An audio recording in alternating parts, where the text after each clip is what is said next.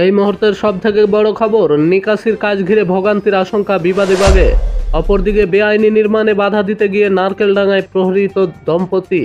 অন্যদিকে নির্লজ্জ হত্যাকাণ্ডে ধৃত ৩ ভারতীয়, গ্রেফতারি নিয়ে মুখ খুলল ভারত। অপরদিকে কোন পথে সন্দেশখালির স্টিং অপারেশন ভিডিও। লোকসভা ভোটের মধ্যে আবার সংবাদের শিরোনামে উঠে এসেছে সন্দেশখালি। সৌজন্যে স্টিং অপারেশন ভিডিও।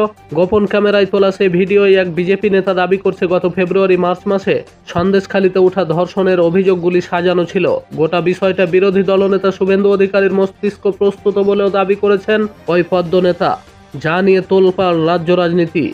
অপরদিকে পাঠানোর জন্য লক্ষ্মীর ভান্ডার ভাঙলেন মহিলারা। টাকা হাতে নিয়ে কেঁদে ফেললেন তৃণমূল প্রার্থী ইউসুফ পাঠান।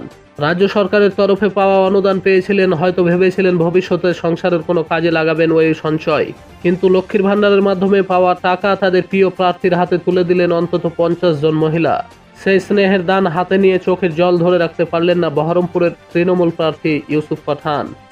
অপরদিকে শনিবার সকাল থেকে রাজ্য জুড়ে শোরগোল ফেলে দিয়েছে একটি ভিডিও। সন্দেশখালীর 2 নম্বর ব্লকের বিজেপি মণ্ডল সভাপতি গঙ্গাধর কয়েলে দেখা যাচ্ছে সেখানে। যদিও তার দাবি সেই ভিডিওটি বিকৃত করা হয়েছে। এবার এই নিয়ে মুখ খুললেন সন্দেশখালীর প্রতিবাদী গৃহবধূ তথা বসিরহাটের বিজেপি প্রার্থী রেখা পাত্র।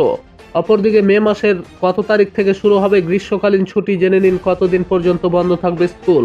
ভারতের বেশিরভাগ রাজ্যে বর্তমানে তাপপ্রবাহ এবং ক্রমবর্ধমান তাপের পরিপ্রেক্ষিতে গ্রীষ্মকালীন ছুটির ঘোষণা করা হয়েছে। এই সময়ের মধ্যে সমস্ত সরকারি, বেসরকারি এবং সাহায্যপ্রাপ্ত স্কুলে গ্রীষ্মকালীন ছুটি ঘোষণা করা হয়েছে কেন্দ্রীয় সরকার এবং রাজ্য সরকারের তরফ থেকে। সারা ভারত জুড়ে প্রচণ্ড গরমের কথা মাথায় রেখে শিক্ষার্থীদের মঙ্গলের কথা বিচার করে স্কুলগুলিতে প্রাথমিক গ্রীষ্মের ছুটি ঘোষণা করা হয়েছে বলে জানা যাচ্ছে। ঝাড়খণ্ড থেকে পাঞ্জাব পর্যন্ত আধিকারিকরা ছাত্রদের এই তাপ থেকে রক্ষা করতে স্কুল বন্ধের কথা ঘোষণা করেছে।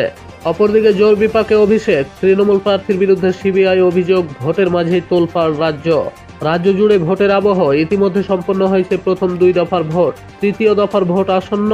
তার মাঝেই ফের সাংবাদিক শিরোনামে সন্দেশখালী। এবার শোরগোল ফেলে দিয়েছে একটি ভিডিও। গতকাল সকাল থেকেই কম বেশি প্রত্যেকটি সংবাদ মাধ্যমে দেখা যাচ্ছে সেই ভিডিও। যদিও সে ভাইরাল ভিডিও সত্যতা যাচাই করা হয়নি, তবে সেই ভিডিও ঘিরে রাজ্যে রাজনৈতিক তুমুল চর্চা চলছে। এবার এ নিয়ে সিবিআই এর কাছে জমা পড়ল অভিযোগ। সন্দেশখালী 2 নম্বর ব্লকের বিজেপি মণ্ডল সভাপতি গঙ্গাধর কয়েল কেন্দ্রীয় এজেন্সি সিবিআই এর দ্বারস্থ হয়েছেন। জানা যাচ্ছে অভিযোগপত্রের নাম রয়েছে তৃণমূলের second in command Abhishek Bandyopadhyay এবং আইপ্যাক সংস্থার।